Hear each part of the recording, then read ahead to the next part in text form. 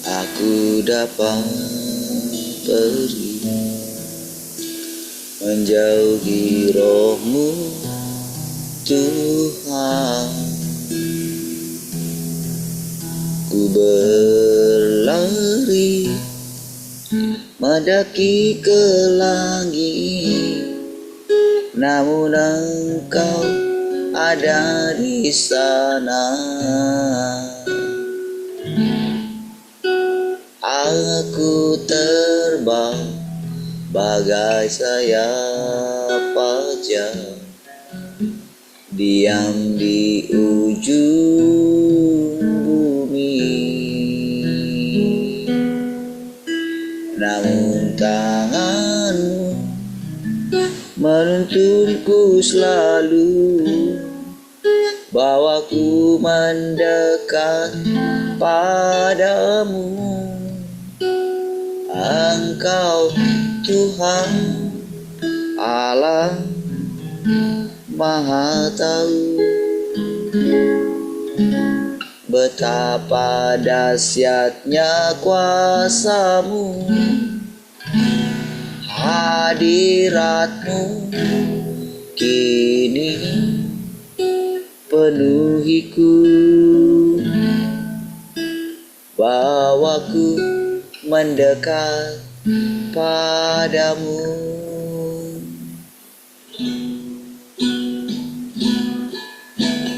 Kemanakah aku dapat pergi menjauhi roh-Mu Tuhan? Ku berlari mendaki ke langit, namun Engkau ada di sana. Aku terbang dengan sayap fajar, diam di ujung bumi, namun tangan-Mu menuntunku selalu, bawaku mendekat padamu. Engkau Tuhan Allah Maha Tahu, betapa dahsyatnya kuasa-Mu, hadirat-Mu kini penuhiku, bawaku mendekat padamu. Engkau Tuhan Allah Maha Tahu, betapa dahsyatnya kuasa-Mu, hadirat-Mu kini penuhiku, bawaku dekat padamu, bawaku mendekat padamu, bawaku mendekat padamu.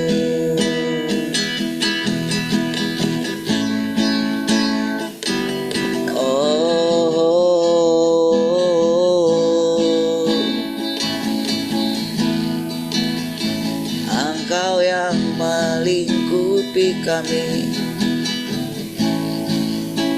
dengan kasih-Mu, hidup-Mu Kau limpahkan bagi kami. Oh, haleluya. Inilah yang ku renung setiap waktu. Nyanyian pujian dan pengagungan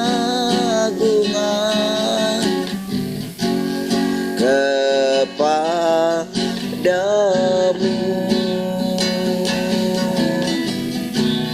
Biarlah manis kau dengar Tuhan, manis kau dengar Tuhan, dan hatiku bersuka karenamu.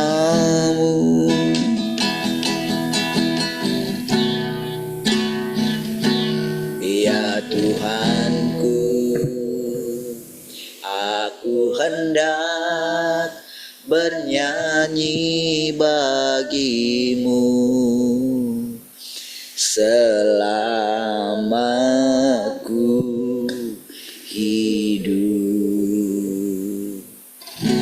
Ya Allahku, aku hendak bermazmur bagimu selagi ku ada.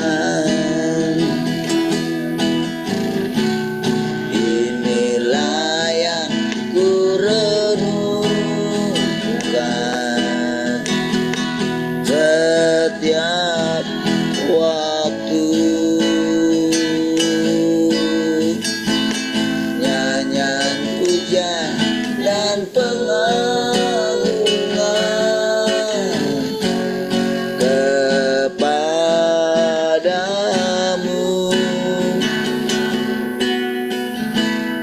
Biarlah manis kau dengar Tuhan, manis kau dengar Tuhan, dan hatiku bersuka karenamu. Inilah yang ku renungkan, inilah yang ku renungkan setiap waktu. Nyanyian pujian dan pengagungan kepadamu.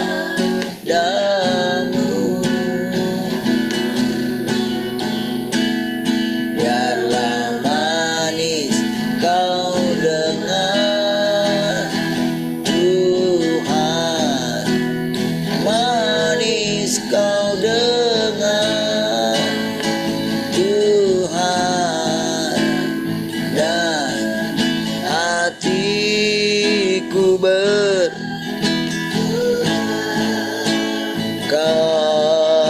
karenamu,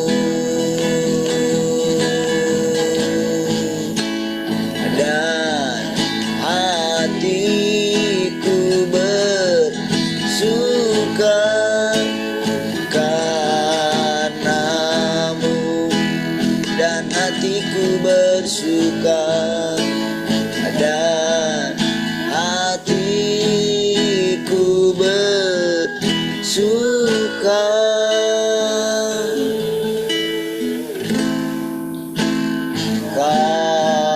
karenamu.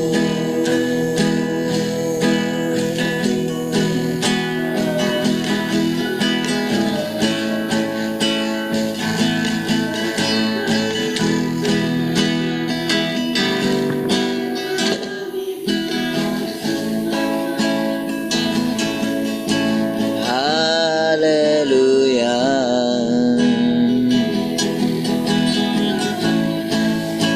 Kami bersyukur buat kasih-Mu. Terima kasih Tuhan.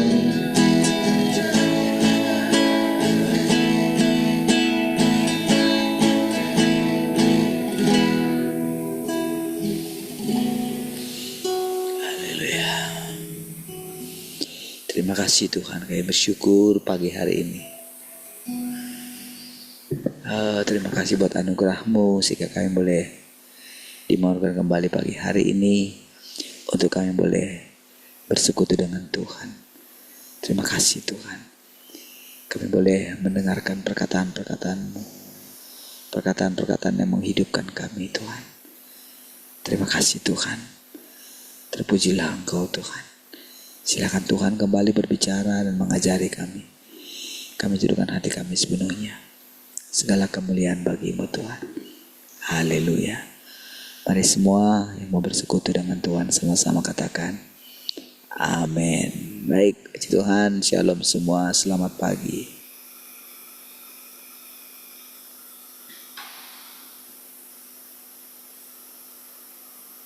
Shalom, selamat pagi semua.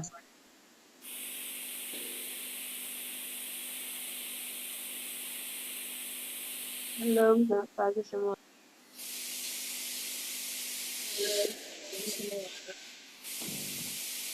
Halo, selamat pagi semua. Shalom, selamat pagi semua.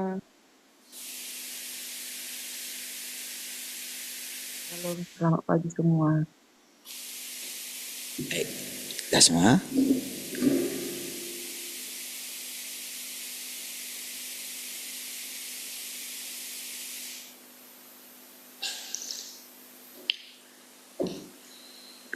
Oke, ada yang mau sharing?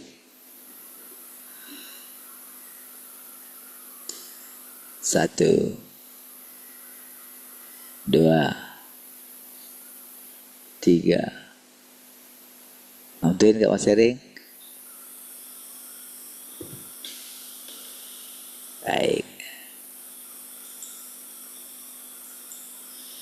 Yang di radio ada nggak? Oh, radio belum ada.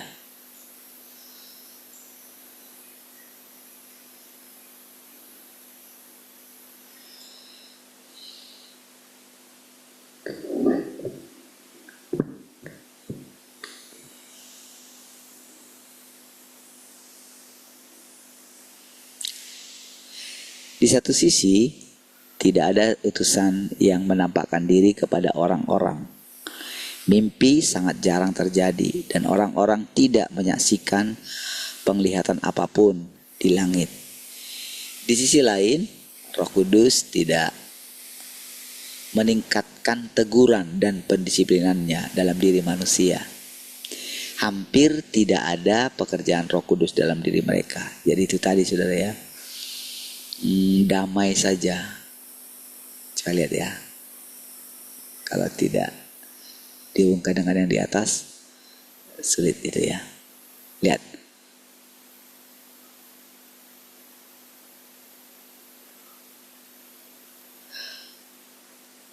Ketika orang-orang zaman sekarang merasakan sesuatu yang mereka yakini benar. Nah ini dia ya. Mereka yakini benar dan kemudian menerapkannya, Roh Kudus tidak menegur mereka dan mereka merasa sangat damai di dalam hatinya. Jadi itu saudara yang mengandalkan perasaan damai. Penting damai sejahtera. Dia yakin itu dari Tuhan. Padahal tidak. Nah setelah itu terjadi hanya melalui persekutuan atau pembacaan firman Tuhanlah mereka menyadari bahwa mereka salah. Di satu sisi tidak ada utusan yang menampakkan diri kepada orang-orang. Mimpi sangat jarang terjadi dan orang-orang tidak menyaksikan penglihatan apapun di langit. Di sisi lain Roh Kudus tidak meningkatkan teguran dan pendisiplinannya dalam diri manusia. Hampir tidak ada pekerjaan Roh Kudus dalam diri mereka. Oleh karena itu, jika orang tidak makan dan minum firman Tuhan, tidak mencari kebenaran dengan cara yang nyata dan tidak memahami jalan penerapannya, mereka tidak akan menuai hasil apapun. Hasil apa maksudnya? Hasil yang dimaksud itu adalah bagaimana kita itu bisa memuaskan hati Tuhan. Itu sebetulnya hasil yang mau kita capai itu. Yang mau kita tuai itu hasilnya. pengenalan kita akan Tuhan, pengenalan kita akan watak Tuhan yang sesungguhnya gitu.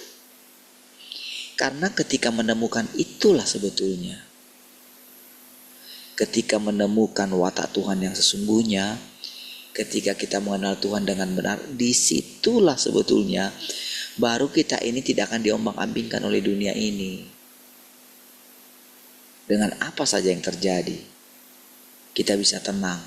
Mau bagaimanapun orang-orang atau si jahat itu bergejolak gitu, mau sehebat apapun tipuannya gitu, mau bagaimanapun dia menggoda kita gitu, kita tidak akan tertarik.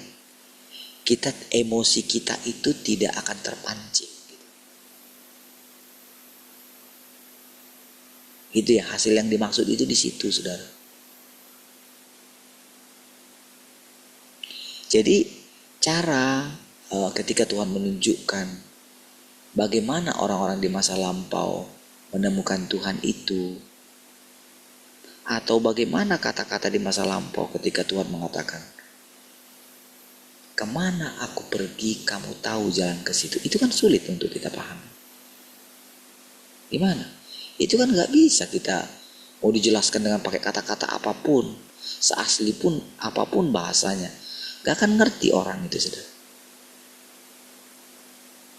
Jangankan kita, murid-murid aja tidak ngerti dulu, udah langsung Tuhan yang ngomong. Mau asli apa lagi? Yang ditulis itu kan masih dituliskan oleh murid-murid berikutnya. Pada waktu itu mereka tidak membaca tulisan, mereka langsung mendengarkan live pada saat itu. Kemana aku pergi, kamu tahu jalan ke situ. Ketika ditanya sama Tuhan, guru, macam mana lah kami tahu kemana engkau pergi? Engkau gak kasih tahu kemana engkau pergi, gimana kami tahu Tuhan? Kan gitu, wajar kan?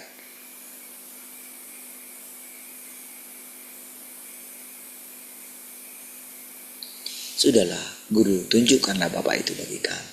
Itu sudah cukup bagi kami. Apa jawaban Tuhan lagi?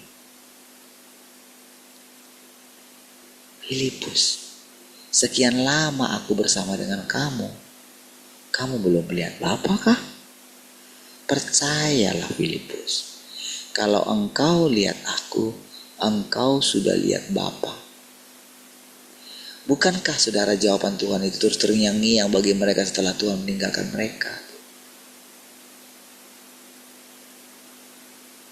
Kira-kira seperti itulah hasil yang Tuhan ingin kita capai gitu.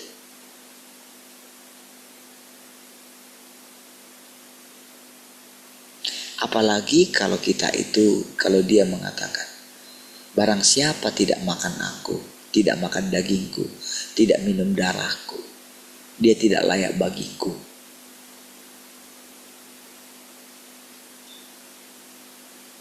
Bagaimana kita menerapkan firman itu?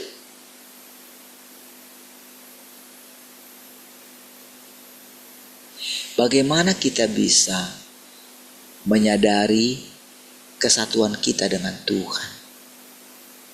Bagaimana kita bisa mengerti, menerima itu?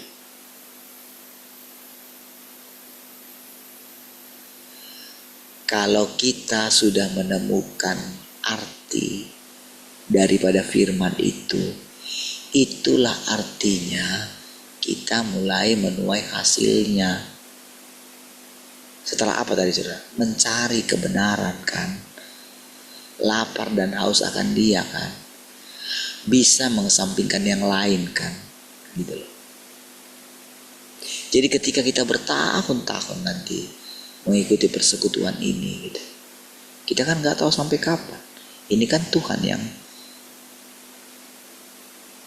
membawa kita ke sini gitu. Dia kan yang meyakinkan saya. Kalau setiap orang yang memandang saya harusnya memandang Tuhan, dia kan yang meyakinkan saya gitu. Dia yang meyakinkan perkataan-perkataan yang keluar dari mulut saya ada perkataan Tuhan di sana. Atau sebetulnya bisa dikatakan itu firman Tuhan. Gimana caranya? Sulit kan? Gak masuk akal kan?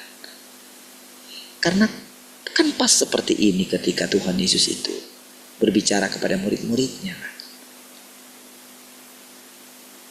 Betul gak?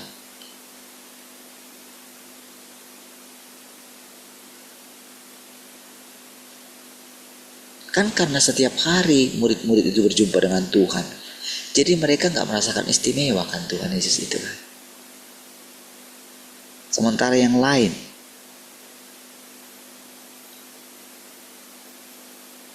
yang sudah dia itu no hope lah gitu, hidupnya gitu, tak ada lagi harapan kayaknya. Tapi ketika dia melihat dan percaya bahwa orang yang berbicara kepadanya adalah pribadi yang berbeda yang gak pernah dijumpai dia, maka dia benar-benar kan memperhatikan setiap perkataan orang itu kan.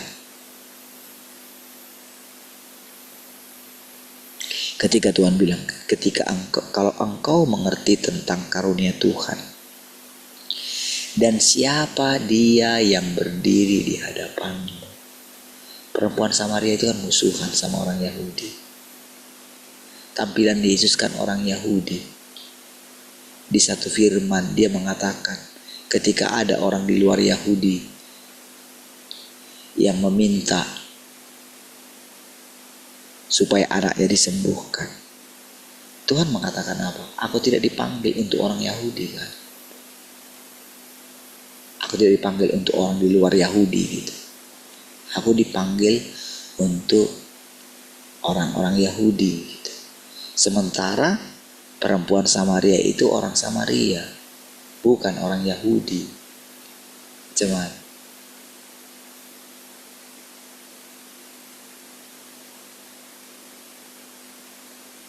bukan orang Israel.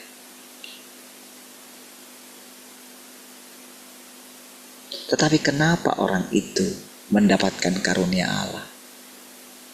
Kenapa orang itu bisa benar-benar berjumpa dengan Tuhan yang di sorga itu melalui perjumpaan dengan Yesus, sementara murid-murid tidak menyadarinya? Kira-kira seperti itu loh saudara, persekutuan kita ini. Iya.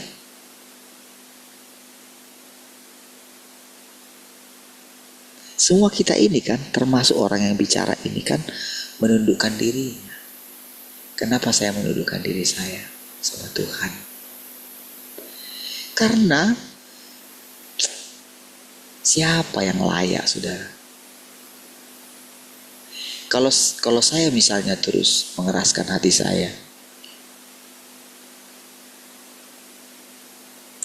kalau Tuhan ternyata telah datang di dalam daging saya, kalau saya terus mengatakan, mengeraskan aja, nggak mungkin, saya mesti terus menantikan orang lain gitu. Apakah saya akan berjumpa dengan orang itu? Berjumpa kan?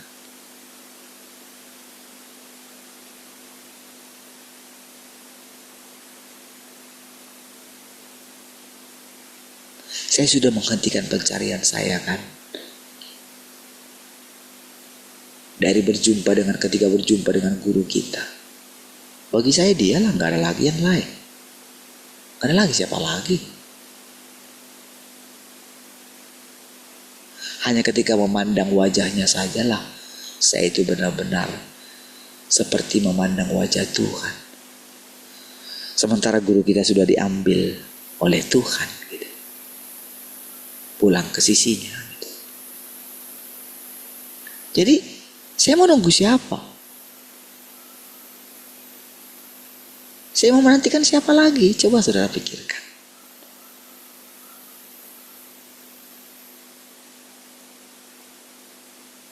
Kita bersama-sama selamanya. Saya juga tidak tahu sampai kapan kita terus bersama-sama. Saudara mesti menjadi dewasa sampai saudara benar-benar berjumpa dengan Tuhan yang unik itu sendiri. seperti yang menjumpai saya. Iya. Orang-orang sudah puas dengan pengenalan mereka akan Yesus. Mereka terus menggali perkataan Yesus di masa yang lampau, saudara. Jadi ketika ada perkataan yang baru, ketika ada orang yang mengatakan ini adalah Kristus akhir zaman. Kalau kamu tidak mendengarkan perkataan Kristus akhir zaman, kamu tidak akan diselamatkan.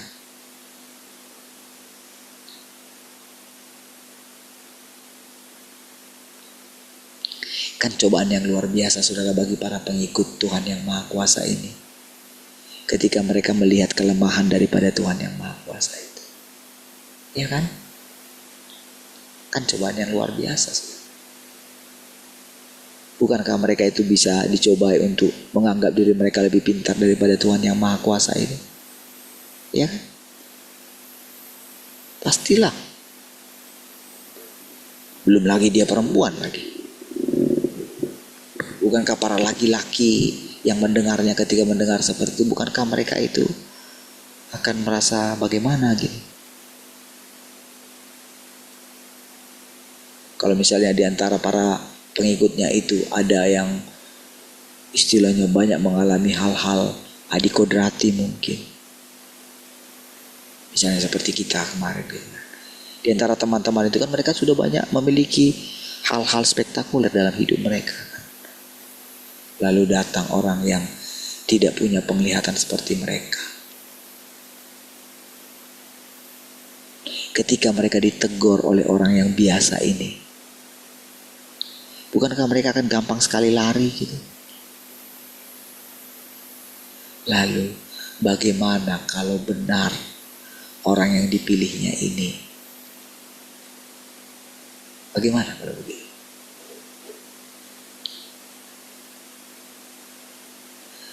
Saudara, ketika saya terus merenungkan itu, saudara ya, memang persekutuan kita ini rasanya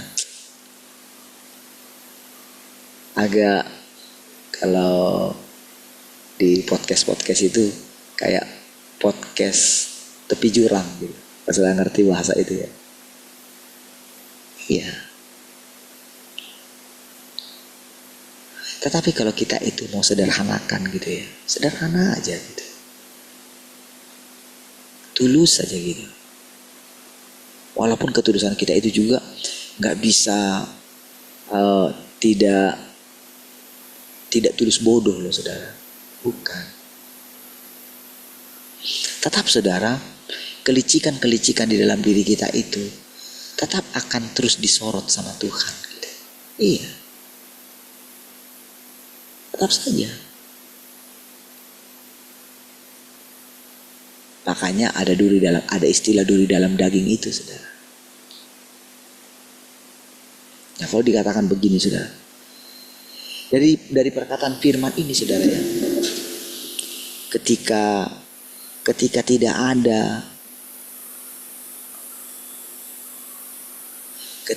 tidak ada firman yang baru, kan sebetulnya orang-orang ini yang dikatakan Roh Kudus tidak bekerja dalam diri mereka itu, mereka tidak menyadari Roh Kudus bekerja atau tidak dalam diri mereka. Mereka tidak menyadari. Jadi banyak orang berpikir, oh Tuhan juga memilih saya. Iya. Sama seperti antara Harun Miriam terhadap Musa itu. Sebetulnya persis seperti itu.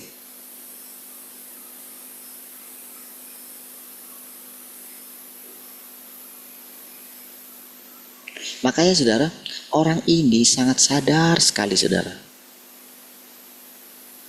Dia sedang mengungkapkan gitu. Dia sedang mengungkapkan bagaimana ciri-cirinya orang yang dipilih oleh Tuhan itu. Jadi yang bicara itu memang dia sangat sadar sekali gitu. Yang bicara itu adalah Tuhan itu sendiri gitu sebetulnya. Jadi orang ini sudah berhenti bergulat dengan Tuhan yang di surga itu. Gitu. Iya. Tidak mudah saudara mengucapkan semua firman ini. Tidak mudah. Jadi kalau orang ini belum ditaklukkan, gak akan bisa saudara mengucapkan semua ini. Nah, jadi saya sedang berusaha menjelaskan juga apa yang dialami oleh orang ini. Iya, saya juga sedang menceritakan kepada saudara kebiasaan saya, biasanya saya, kenormalan saya gitu loh.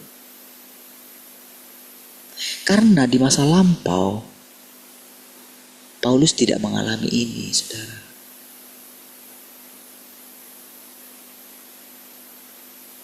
Iya. Makanya dia kecewa ketika murid-muridnya meninggalkan dia. Gitu loh, saudara. Jadi dia mengucapkan perkataan yang diluruskan oleh Tuhan yang Maha Kuasa sekarang. Oleh Tuhan itu sendiri. Siapa yang meluruskan dia?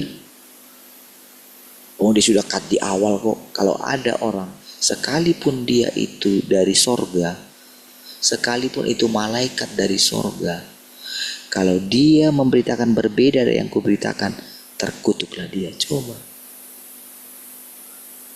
Itu bukan perkataan Kristus. Yesus tidak begitu. Ketika ada orang buat mujizat di sana, lalu murid-muridnya itu mengatakan, "Guru, ada orang yang buat mujizat demi namamu di sana. Kami larang gak mereka?" Jangan, ngapain kamu larang? Kalau mereka tidak melawan kita, berarti mereka di pihak kita. Itu. Kalau mereka bisa buat mujizat itu, ya biarlah. Ya kan? Berarti apa, saudara? Dia itu tidak memaksakan supaya orang mengikut dia. Enggak. Hanya orang yang dibawa Bapa kepadakulah, hanya itu yang kurawat. Gitu loh, saudara. Hanya itu yang kujagai. Memang kamu ada 12, tapi ada satu orang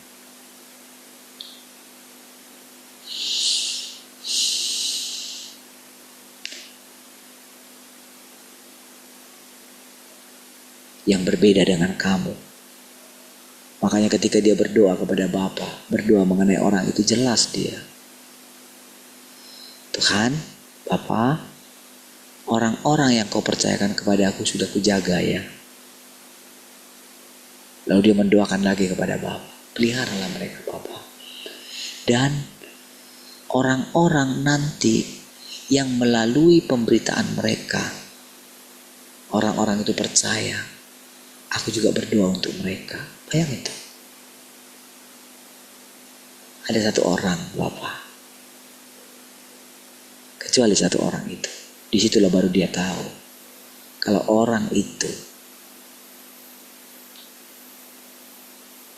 sesuai dengan yang tertulis gitu, dia harus binasa. Gitu. Jadi dia benar-benar melakukannya tepat.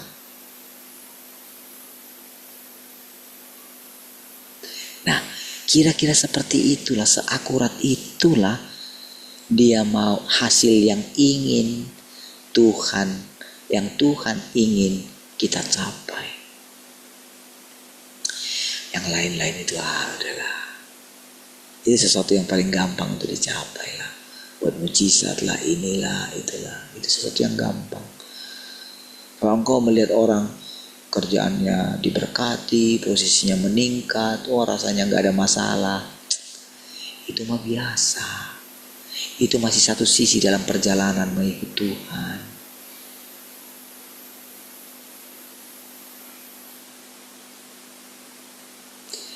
Jadi kalau engkau mengalami sesuatu yang rasanya membuat engkau itu rasanya hina, rendah gitu, itu satu perjalanan yang Tuhan pimpin. Justru itu adalah anugerah Tuhan membuat engkau akan bisa menemukan Tuhan yang sebenarnya. Makanya firman, jangan engkau menjadi kecewa dan menolak aku. Berbahagialah orang yang tidak kecewa dan menolak aku. Iya, karena jalan Tuhan itu bukan jalan kita. Tahu gak jalan kita apa? Jalan kita itu pengen enak kita. Jalan kita itu lancar-lancar aja lah, damai. Jalan kita itu setelah kita capek menjalani hidup ini, kita pengen sorga, lalu kita berhenti. Iya kan? Yang orang anggap sorga kan itu. Tidak ada lagi air mata di sana. Gitu. Itu kan bayangan orang. Bayangan orang, hamparan rumput yang luas, kalau diinjak dia hidup kembali. Dia tumbuhnya itu tidak melebihi, kalau misalnya kalau di bumi kan harus dipotong dia. Dia tidak. Dia tetap segitu, tapi dia hidup. Itu kan bayangan orang kan. Hal-hal fisik kan. Maka ketika mereka di bumi, mereka menciptakan sorga di bumi. Iya kan, filosofi klaster perumahan klaster itu tujuannya kan itu. Misalnya kayak PIK 1, PIK 2 itu saudara. Itu kan negara dalam negara saudara.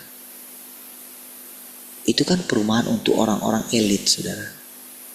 Iya, sangat dilindungi, dijagai. Keamanan yang super ketat gitu loh. Kayak misalnya kayak perumahan-perumahan di sini ya, perumahan-perumahan elit gitu. Kan di situ. Kan itu kan tujuannya. Menciptakan kedamaian. Iya. Kan tujuan orang juga ingin merdeka. Tujuan orang-orang yang terus demo supaya bangsa ini kan boleh mengalami keadilan yang merata kan. Tapi cobalah lihat. Bagaimanapun berusaha, lihatlah. Saudara, negara-negara lain sudah lebih duluan maju daripada kita. Sudah lebih duluan sejahtera daripada kita. Tapi apakah mereka tidak digoncang? Akan dioncang akhirnya.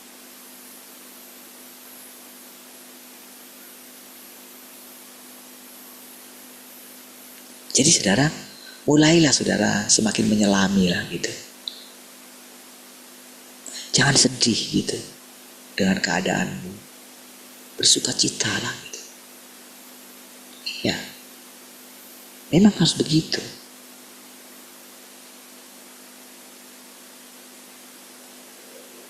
Jadi hasil yang ingin dicapai oleh Tuhan gitu. Jadi ketika kita percaya kepada Tuhan, bukan berarti kita lepas dari penderitaan gitu.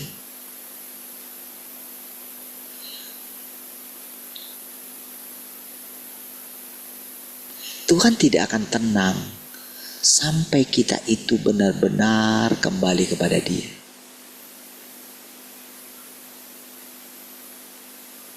Sementara kehidupan ini jalan terus. Iya. Setelah orang ini akhirnya kembali kepada Tuhan yang di sorga, lalu bagaimana selanjutnya? Apa yang tinggal? Yang tinggal kan firman ini. Lalu siapa yang akan menjelaskan firman ini? Seperti bagi kita lah.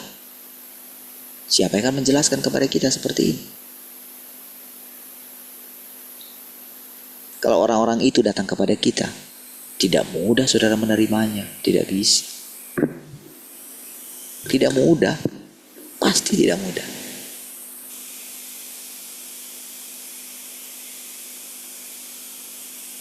Iya. Karena saudara tidak mengenal mereka. Tapi saudara mengenal saya.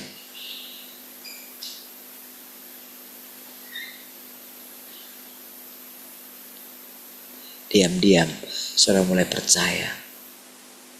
kepada setiap perkataan-perkataan saya.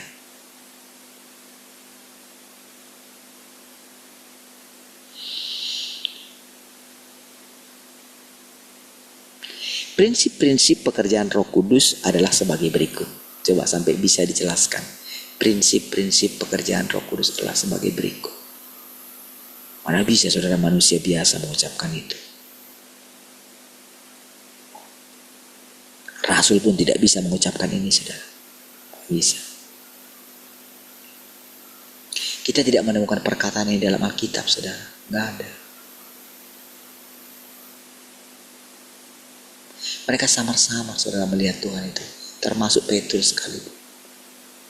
Kalau mereka pun samar-samar, apa yang kita andalkan?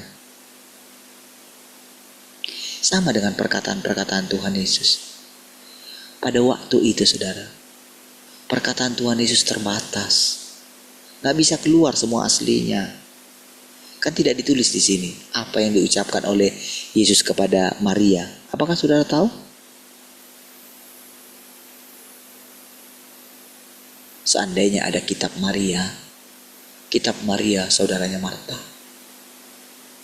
dan saudaranya Lazarus gitu, mungkin kita boleh mendapatkan sedikit. Kan tidak diucapkan, tidak ditulis di situ apa yang diucapkan oleh selama beberapa lama bercakap-cakap gitu. Ditulis nggak? Nggak ada ditulis. Siapa yang nulis?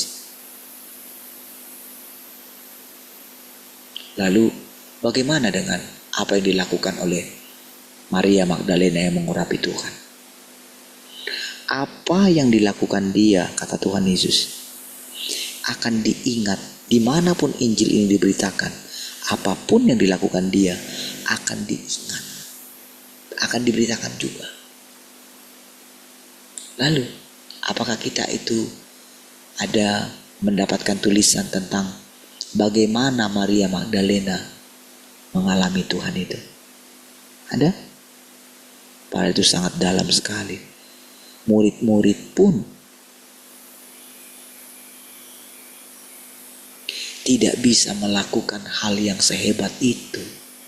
Bahkan mereka melarangnya. Untuk apa pemborosan itu? Apa enggak Tuhan sedih-sedih sekali, saudara? Terbukti lagi, saudara, ketika mereka diajak berdoa. Tolong ya temani aku 1 jam ya berdoa di sini. Berdoalah untuk aku.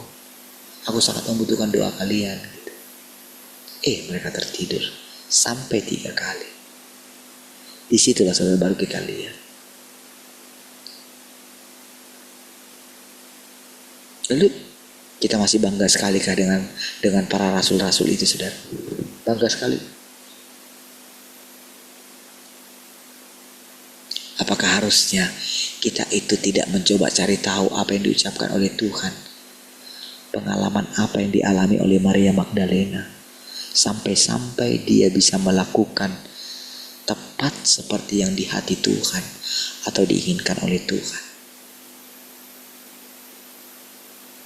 Apa sih istimewanya orang-orang itu?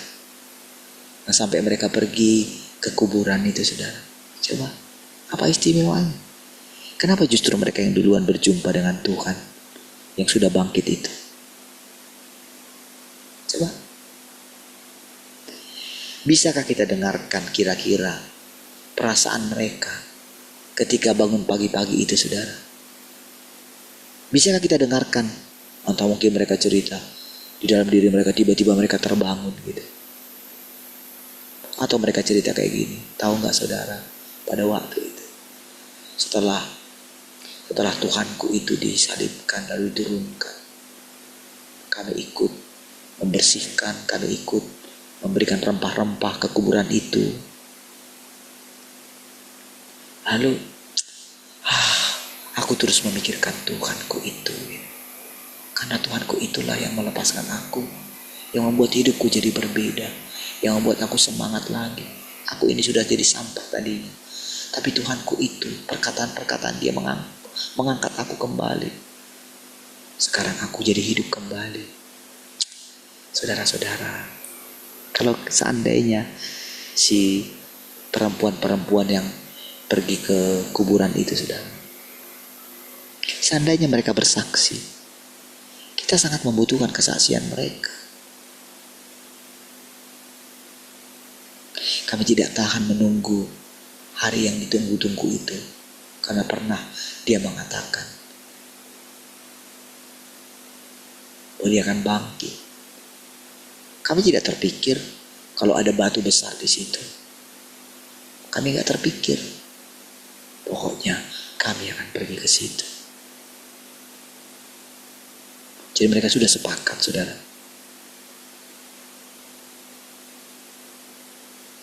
Hati mereka berkobar-kobar. Gitu. Coba lihat. Kira-kira saudara, hal-hal seperti itulah yang akan kita alami kalau kita berjumpa dengan Tuhan yang sejati itu, saudara. Iya. Tadinya kita ini orang-orang malang.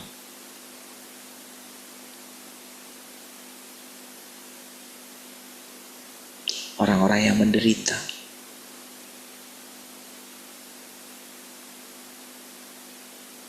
Tapi ketika kita berjumpa dengan perkataan-perkataan Tuhan itu, kita menjadi semangat kembali. Kita menjadi hidup kembali, saudara. Kita menjadi bersukacita kembali, saudara. Pengalaman-pengalaman seperti inilah, saudara, yang sangat membekas di hati Tuhan. Hati yang seperti inilah yang diinginkan oleh Tuhan. Kedalaman hati seperti inilah, kasih yang timbul dari kedalaman hati seperti inilah yang dicari oleh Tuhan dari umat manusia. Inilah yang hilang, kasih yang semula, kasih mula-mula.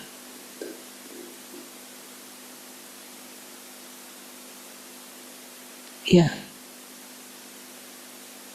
betapa indahnya pada waktu itu, sebelum manusia mengenal dosa itu, sebelum mereka dirusak oleh dosa itu. Lalu sekarang Tuhan datang, Tuhan menyelamatkan kita. Aku sudah mengampuni engkau. Bahkan percayalah, sampai masa putih rambutmu, sampai hampir engkau mencapai garis batas umurmu, aku tetap menggendongmu. Kita dijamin oleh firman Tuhan itu. Mau apa lagi? Iya kan? Bukankah dunia ini, saudara, bukankah si jahat terus ingin menuntut kita? Iya kan? Sekarang perkataan siapa yang mau kita dengarkan? Perkataan Tuhan itu atau perkataan iblis?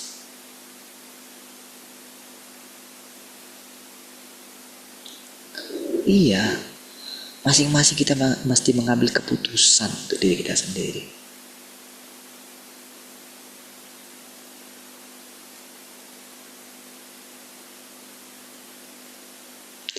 Dia tidak memperhatikan apapun yang tidak melibatkan pekerjaannya.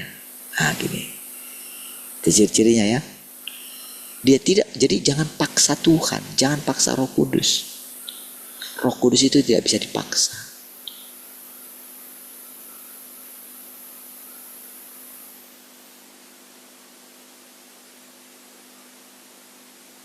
Artinya, kalau itu di luar pekerjaannya dia kan, tidak memperhatikan apapun yang tidak melibatkan pekerjaannya. Jika sesuatu tidak berada dalam lingkup yurisdiksinya, yuridiskinya, gitu ya. Yurisdiksi, harusnya bukan itu. Yuridiski. Yuridiksi. Harusnya nggak ada S-nya ya. Yuridiski. Yuridiksi gitu. Saya sering mengucapkan itu ya. Jadi secara yuridis, yuridis berarti yuridiski, betul nggak? Salah S-nya nggak ada itu. Yuridiski, yurisdis. Minum teh dulu. Biar pas.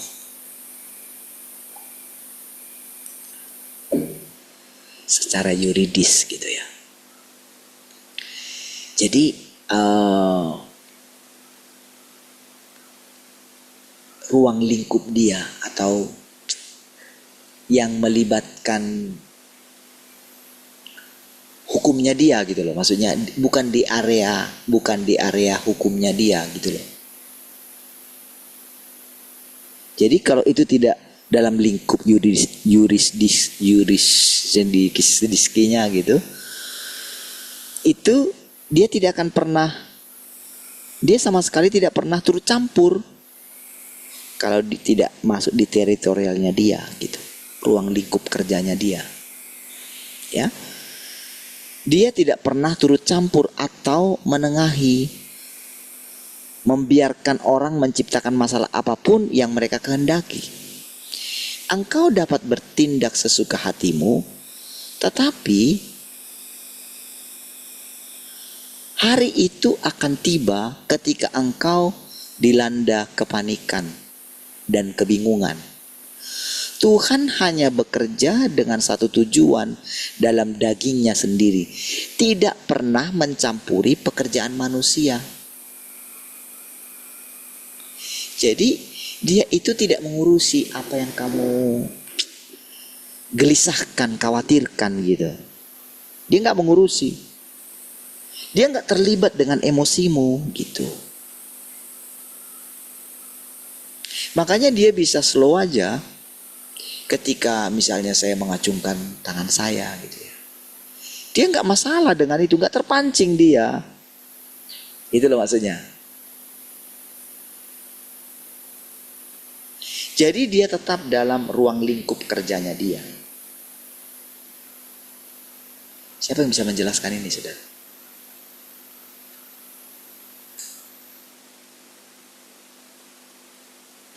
Jadi ketika firman Tuhan ini menjelaskan lah gitu.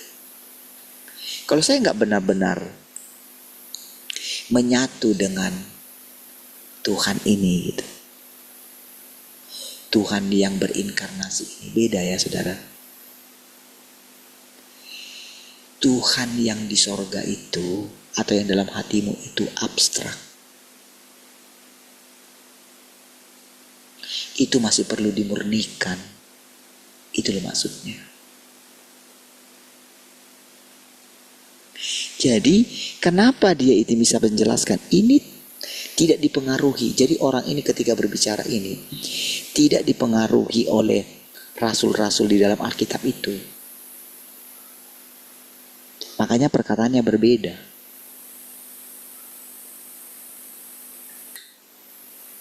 Orang ini tidak dibawa kendali guru-guru besar siapapun. Makanya dia boleh mengungkapkan apa yang menjadi perasaan atau prinsip-prinsip Roh Kudus tadi. Sehingga kita boleh mengenali Tuhan Yesus yang asli itu loh saudara. Atau Kristus itu. Dari perkataannya itulah kita tahu mana dia Kristus yang asli, mana Kristus yang palsu. Gitu. Sebetulnya Tuhan Yesus sudah kasih clue-nya. Kalau ada orang yang memberitakan, kalau yang ada orang buat mujizat, buat ini, hati-hatilah. Jangan kamu disesatkan dengan orang-orang itu, gitu loh. Jadi sudah menjanjikan di awal dulu. Kalau dia tidak akan melakukan itu lagi. Dia datang dalam rupa manusia yang biasa. Itulah saudara, dari situ saudara kita mesti mengenalinya. Saudara, kita itu, saudara, dari mana kita itu digoncangkan, saudara? Kita selalu masih menggunakan kekuatan kita, saudara. Iya. Kadang-kadang saudara untuk taraf tertentu, saudara, itu dibiarkan sama dia. Tapi kadang mengingat pekerjaannya yang makin cepat, kadang-kadang kita tidak akan dihiraukan sama dia. Dibiarkan aja gitu. Makanya dikatakan di sini, saudara, dia tidak pernah mencampuri pekerjaan manusia.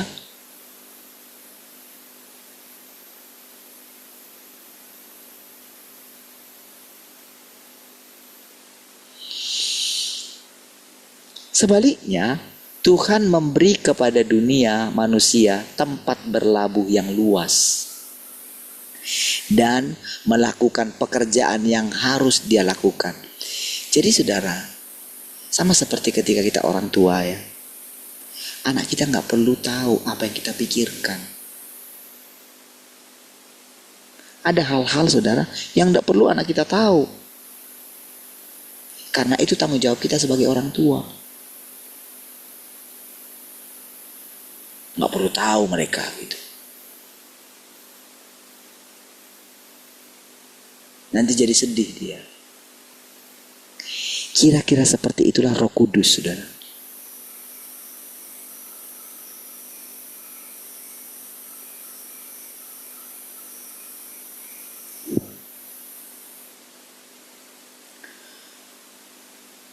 Jadi Tuhan memberi kepada dunia manusia tempat berlabuh yang luas dan melakukan pekerjaan yang harus dia lakukan. Engkau tidak akan ditegur jika engkau melakukan sesuatu yang salah hari ini. Engkau juga tidak akan diberi upah jika melakukan sesuatu yang baik esok hari. Ini adalah perkara manusia dan sedikit pun tidak ada kaitannya dengan pekerjaan Roh Kudus. Ini sama sekali tidak masuk dalam lingkup pekerjaanku.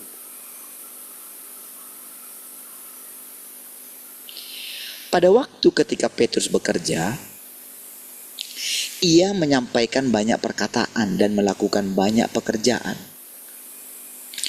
Mungkinkah tidak ada satupun dari perkataan dan pekerjaan itu yang berasal dari gagasan manusia?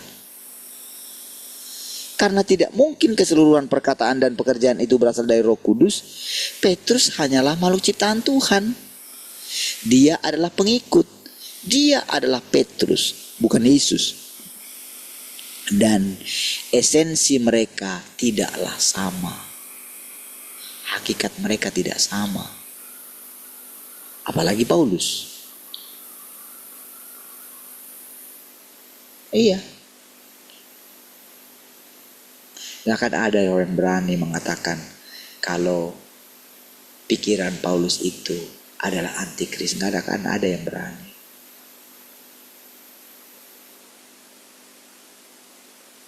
Karena mereka telah menuhankan para rasul itu, saudara. Di situ permasalahannya. Di sisi lain, saudara, bagaimana Tuhan mengapresiasi Petrus? Apakah kita pernah dengar itu? Enggak ada. Yang kita selalu ingat adalah hanya perkataan Tuhan kepada Petrus apa? Enyahlah engkau iblis. Ya kan? Yang kita ingat apa? Simon anak Yohanes. Apakah engkau mengasihi aku lebih daripada yang lain? Itu saja kan yang kita ketahui. Tapi bagaimana pekerjaan perkataan Tuhan selanjutnya kepada Petrus di sisa hidupnya? Apakah ada yang tahu? Apakah Petrus menuliskan 7 tahun sisa hidupnya? Apakah Petrus menuliskan? Enggak ada. Seandainya pun itu dituliskan, tahu gak saudara? Orang mengatakan itu tidak betul. Iya. Seandainya orang menemukan tulisan kuno gitu kan. Mungkin terselip entah di mana tulisannya itu. Apakah orang percaya? Tidak. Karena apa? Sudah ada Alkitab. Alkitab sudah ditahbiskan menjadi kitab suci. Yang sampai kemana-mana dipeluknya gitu. Iya kan?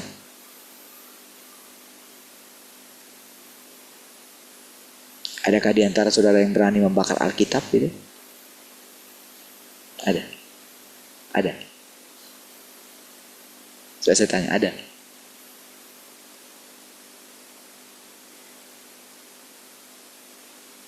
Ada yang berani? Kenapa saudara nggak berani?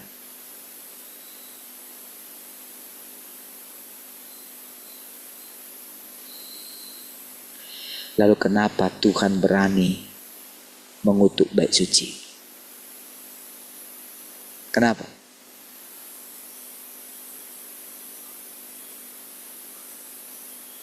Kenapa dia berani mengatakan, lihat akan ada satu masa di mana satu pun tidak akan ada batu di atas batu yang lain. Ini akan dirubuhkan. Rubuhkan bait suci ini.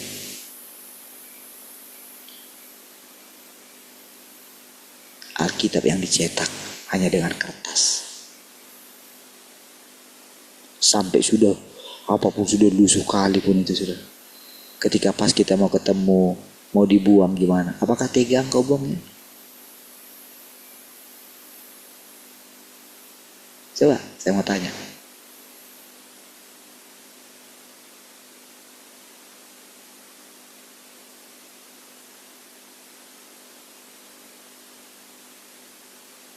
Iya kan? Bagaimana sampai berjuang menyelundupkan Alkitab itu. Mereka rela mati untuk itu. Iya kan?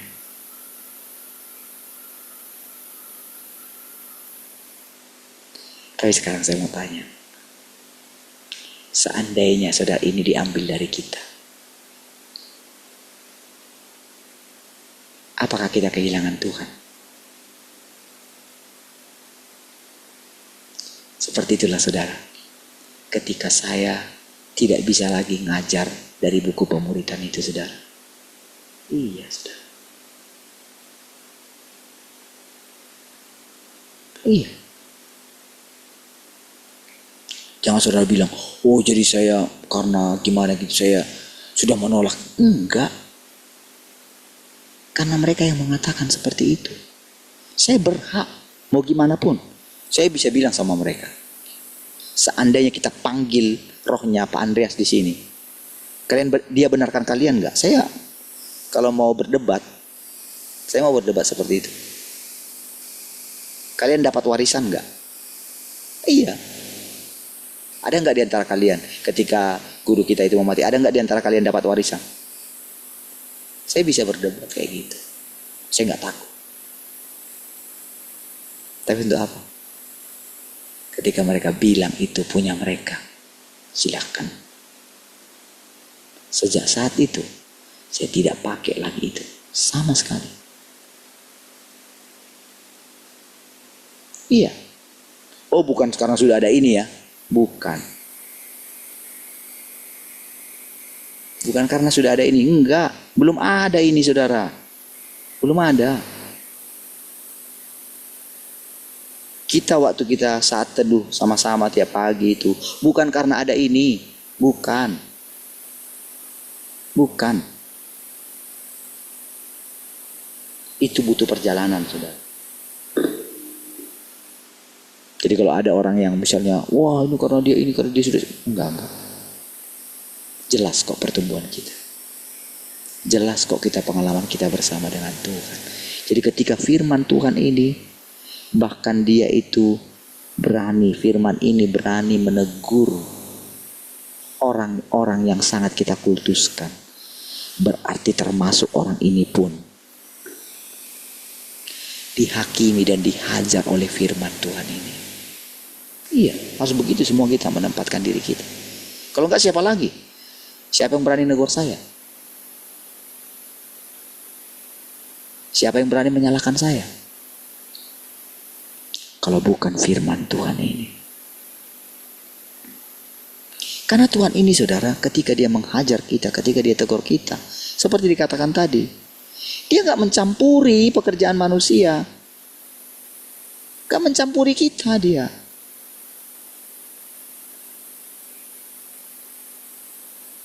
Makanya ketika kita ngambil keputusan ini A, B, C, D,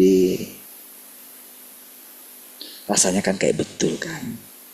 Oke, silahkan ayo. Enggak dicampurin dia. Sampai akhirnya orang itu mentok.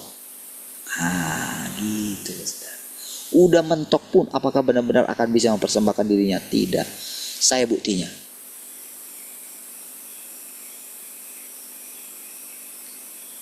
Ya. Perjalanan saya mengikut Tuhan jauh melebihi saudara. Tapi terbukti ini.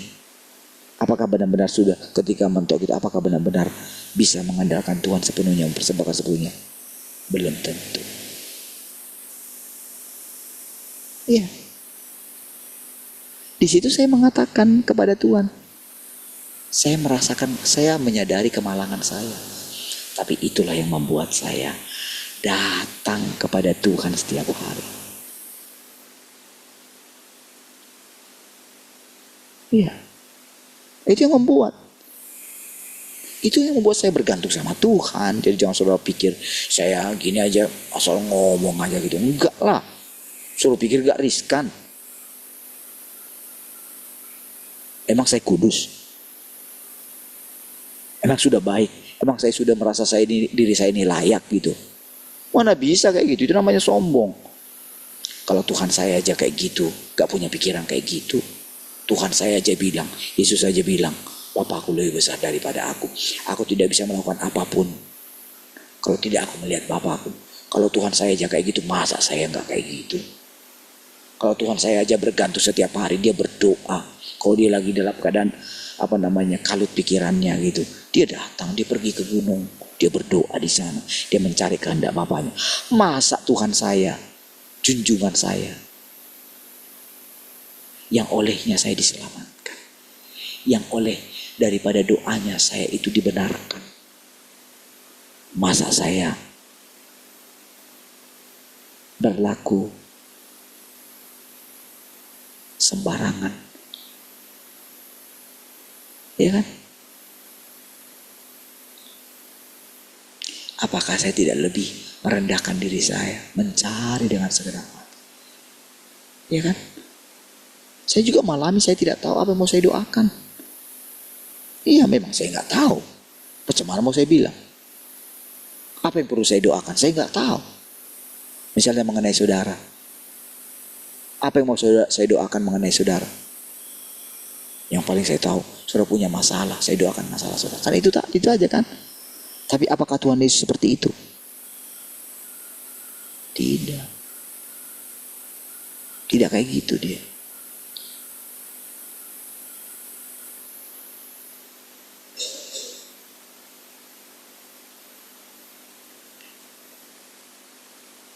Sekalipun Petrus diutus oleh Roh Kudus, tidak semua yang dia lakukan berasal dari Roh Kudus.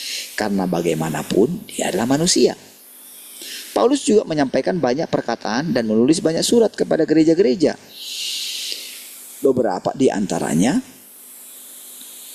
dikumpulkan dalam Alkitab. Roh Kudus tidak mengungkapkan pendapat apapun. Karena saat itu adalah saat Paulus dipakai oleh Roh Kudus. Dipakai. Diizinkan dia gitu loh. Dibiarkan dia. Diizinkan sama Roh Kudus gitu loh.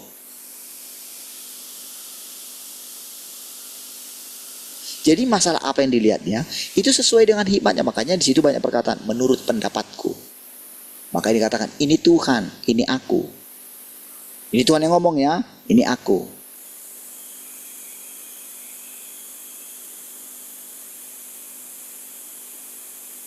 Jadi dia itu rasul. Beda dengan Tuhan. Jadi kalau masanya dikatakan sekarang Tuhan yang sudah datang kedua kali, makanya gak bisa kita kait-kaitkan lagi. Karena mereka rasul. Ini Tuhan yang berinkarnasi, ini Tuhan yang datang kedua kali. Bahkan kita tidak bisa kaitkan lagi sebetulnya. Tidak bisa kita ukur dengan perkataan Yesus dulu. Karena dulu Tuhan Yesus gak bisa mengucapkan perkataan-perkataan yang diucapkan. Harusnya sekarang ini gak bisa diucapkan dulu gitu loh. Karena itu masih kedatangan yang pertama. Mereka belum sanggup menanggungnya gitu loh. Makanya ketika dia sampai sendiri saja di kayu salib itu, saudara,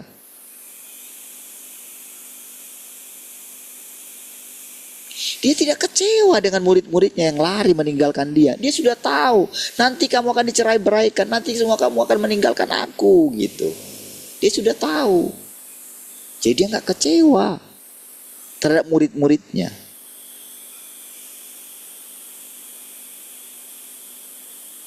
Tapi mengenai Yudas, karena memang dia sudah tentukan dari awal. Sudah. Jadi Tuhan bilang, jangan kamu urusin dia ya. Gitu. Jadi ketika Yudas itu mencium dia waktu dia mau serahkan itu, kayak gitu ya. Cuman gitu aja. Dia gak terpancing gitu. Dia gak jadi sakit hati kepada Yudas. Dia gak ngurusin itu. Lakukanlah apa yang kau kehendaki. Karena di situ dikatakan iblis masuk kepada dia. Artinya dia memberikan, Tuhan yang di sorga itu memberikan kedaulatan kepada iblis. Merasuk dia. Gitu loh.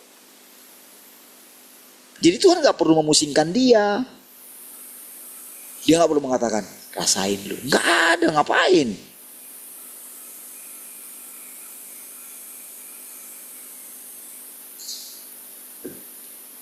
Dari situ loh kita mengenali. Kita bisa memahami sedikit gitu loh. Daripada perasaan orang itu. Kenapa perlu bagi kita ini, saudara? Ya karena kita ini ada di pekerjaan yang terakhir. Ini nggak ada tujuannya, oh supaya kita pintar, supaya nggak ada tujuannya di situ gitu. Ini semua mengenai dia. Kita harus menyadari diri kita ini ciptaan. Ini yang membuat kita, saudara, tetap di dalam koridor kerendahan hati, saudara. Saudara, pekerjaan Roh Kudus itu kita rasakan ketika kita itu benar-benar terus lapar dan haus akan Dia. Benar-benar kita tundukkan pikiran kita ini. Benar-benar kita mau melupakan yang kemarin. Setiap kali ketika kita mendengarkan firman Tuhan, kita izinkan Tuhan yang baru itu. Kita lupakan yang kemarin. Walaupun rasanya sama, tapi kalau engkau memandang Tuhan, firman-Nya selalu baru. Ada tingkatan-tingkatan yang kemarin kita nggak ngerti, walaupun sama diucapkan, sekarang kita lebih mengerti. Iya. Dan terus seperti itu. Jangan pernah bayangkan engkau akan tamat dalam mengenal akan Tuhan. Mana bisa, mana sanggup otakmu. Mana sanggup. Makanya saudara, manusia itu hanya bisa menggunakan otaknya berapa persen? 14% saja dari otaknya. Ini menurut penelitian sudah hebat sekali. Itu sudah IQ-nya sudah tingkat berapa itu, saudara? Iya. Saudara pernah lihat orang-orang yang sangat pintar sekali gitu ya, dalam menghafal, dalam kali-kali masih anak-anak. Itu kayak supranatural itu, saudara. Iya. Tapi sebetulnya itu hanya untuk menunjukkan sebetulnya memang Tuhan ciptakan kita itu hebat sekali. Sampai pada akhirnya manusia itu bisa menggunakan seluas-luasnya kapasitas berpikirnya tanpa dia hang. Tahu gak saudara, yang saudara dengarkan itu udah banyak sekali. Ini otakmu ini. Nah, itu. Sudah lama-kelamaan dia sudah mulai kembali kepada kapasitas yang sebenarnya. Iya, gak panas lagi dia ketika mikir banyak hal gitu. Makanya Tuhan bilang, udah jangan pusingkan yang tidak perlu kamu pusingkan. Hang nanti otakmu itu. Makanya dia bilang, bebaslah. Lupakan yang kemarin. Kesusahan sehari cukuplah untuk sehari. Jangan bawa masalah kemarin untuk hari ini. Masa bisa? Iya, semudah engkau melupakannya. Iya, lupakan saja. Bapak sih gak tahu, utangku banyak sekali. Emang kalau kamu pikirkan, kamu jadi baik. Bukan kamu jadi stres. Oh tapi nanti gimana? Iya. Kan untuk hal yang sederhana pun engkau gak bisa lakukan. Bagaimana engkau bisa melakukan hal yang lebih besar dari situ? Iya kan? Bayangkan kalau pikiran kita ini jernih, saudara. Luar biasa. Mari kita berdoa. Terima kasih Tuhan. Kami bersyukur untuk persekutuan ini. Segala kemuliaan hanya bagi Tuhan. Tuhan memimpin kami setiap hari. Tuhan memberikan kami hikmat untuk menjalani hidup kami sepanjang hari ini. Terpujilah Tuhan. Haleluya. Sama-sama katakan.